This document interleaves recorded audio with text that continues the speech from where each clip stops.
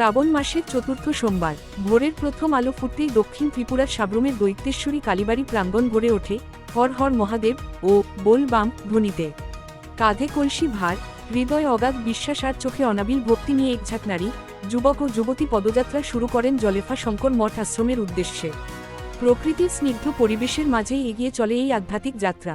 ভক্তদের পদক্ষেপে যেন মিশে ছিল নিষ্ঠা, ত্যাগ ও ঈশ্বরের প্রতি অকৃত্রিম সমর্পণের এক অনন্য অনুভূতি। বিগত ৩ বছর ধরে চলে আসা এই ধর্মীয় পদযাত্রা আজ স্থানীয় মানুষের কাছে এক আবেগঘন ঐতিহ্যে পরিণত হয়েছে। দীর্ঘ পথ অতিক্রম করে ভক্তরা আশ্রমে পৌঁছে প্রথমে মন্দির প্রদক্ষিণ করেন, এরপর কাঁধে বহন করে আনা পবিত্র জল দিয়ে শিবলিঙ্গে অভিষেক সম্পন্ন হয়।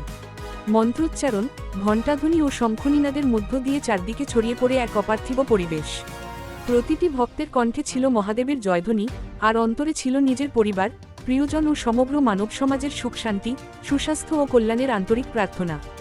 এই পদযাত্রা শুধু একটি ধর্মীয় আচার নয়, এটি মানুষের বিশ্বাস, ঐক্য, সহমর্মিতা ও আধ্যাত্মিক চেতনার এক জীবন্ত প্রকাশ।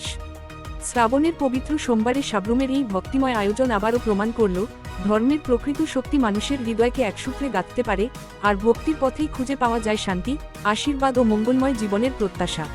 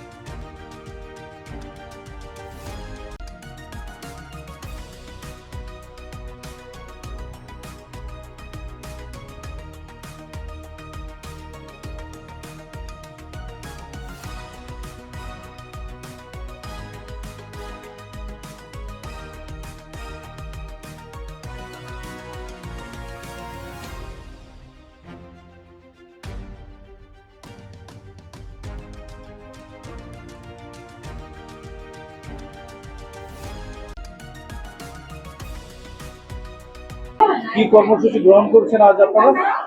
আজকে শ্রাবণ মাসে চতুর্থ সোমবার উপলক্ষে অন্যান্য বছরের ন্যায় এবছরও ৩ বছর হবে আমাদের পূর্তি। এবার কাবর যাত্রা, পদযাত্রা করছি আর কি। দত্তেশ্বরী কালীবাড়ি থেকে জল নিয়ে শঙ্কর মঠ অব্দি শিবকে আমরা স্নান করাবো সবাই মিলে। এই উপলক্ষে আপনাদের এই ধরনের কর্মসূচি, ধর্মীয় কর্মসূচি শ্রাবণ মাস উপলক্ষে। শ্রাবণ মাসে কি স্পেশাল কি থাকছে? শিবের জন্ম মাস বলা হয়। শ্রাবণ মাসের 17 তারিখ হচ্ছে মানে পৌরাণিক মতে আমাদের মানে উদ্দেশ্য এই অনুযায়ী যে বিশ্বাস, চিরাচরিত বিশ্বাস অনুযায়ী শ্রাবণ মাসের 17 তারিখ হচ্ছে শিব বাবার জন্মদিন। তো সেই হিসাবে জন্ম মাস। তো আজ হচ্ছে শ্রাবণ মাসের চতুর্থ সোমবার। তো সেই চতুর্থ সোমবারে আমরা আজকে পদযাত্রা করেছি বাবাকে মাথায় জল। এর মধ্য দিয়ে পরিবার কিংবা আপনজনের জন্য কি ধরনের প্রার্থনা করো? সবার মঙ্গল কামনা করি, দেশবাসীর, বিশ্ববাসীর আমাদের সাবরুমবাসীর সবার মঙ্গল কামনা করি। সবাই সবার সন্তান স্বামী নিয়ে পরিবার নিয়ে সুখে শান্তিতে থাকুক।